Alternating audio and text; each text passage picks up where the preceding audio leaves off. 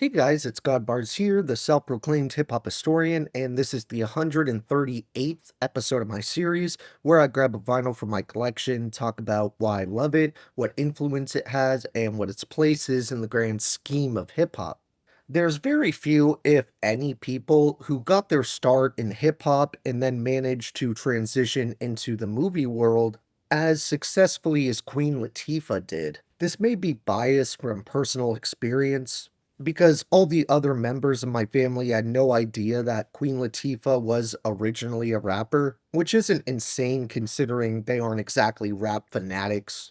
But even still, they definitely knew other successful rapper actors like Ice-T, LL Cool J, Ice Cube, and Common, and knew that they got their start in hip hop first. Queen Latifah managed to develop such an extensive career in film and television. She's become an icon that you can always count on for a good performance no matter the medium. But winding back the clock, you really can't forget her hip hop roots, as she was one of the core members in the Native Tongues Collective during the Golden Age, along with Moni Love, A Tribe Called Quest, De La Soul, Jungle Brothers, Black Sheep, and of course a handful of other associated acts.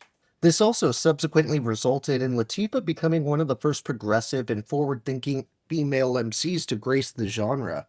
And her and Moni Love brought an entirely new viewpoint to the culture altogether. At the time of filming this video, I haven't found any of the later Queen Latifah albums on vinyl, like 1991's Nature of a Sista, or 1993's Black Rain, which is probably my favorite LP that she has to her name. But her 1989 debut, All Hail the Queen, is still more than enough worth talking about, as it was one of the flagship records for the Native Tongues Collective in the late 80s. While Latifah and Moni Love being the only official female members of the collective wasn't really important when it came to their relationship and the music, I bring it up because it is actually relevant to the Queen's debut album here, because both her and Moni come together to deliver the first true anthem that hip hop had to offer women, which just so happens to be full of affirmation, beauty, and power, with both MCs proving their skills on the mic, with Moni Love ripping the track apart with a flow that's far more advanced than most late 80s rappers, regardless of the gender. Queen Latifah starts the song off with, "The ladies will kick it, the rhyme that is wicked, those that don't know how to be pros get evicted. A woman can bear you, break you, take you, now it's time to rhyme. Can you relate to a sister dope enough to make you holler and scream?" Then Mooney wastes no time interjecting with a "let me take it from there, queen," then continuing with "excuse me, but I think I'm about due to get into precisely what I'm about to do. I'm conversating to the folks that have no whatsoever clue, so listen very carefully as I break it down for you." This song just radiates such a forward-thinking and positive feminist energy, and it's just chock full of memorable and quotable lines. But that's just one stellar track on a project full of them, though that representation for black women is definitely a reoccurring theme throughout Latifah's first LP here. Like the second song in the tracklist, which actually features De La Soul the same year as their game-changing debut, 3 Feet High and Rising, which I've already discussed on the channel, so I'll leave that link down below. While the Queen didn't remain very active in the native tongues after the first couple albums dropped, that's pretty understandable considering the collective itself sort of fizzled out at the time, and she had begun landing prominent roles in pretty iconic early 90s films like Juice or Set It Off, sparking her illustrious acting career that continues even to this day as far as I know.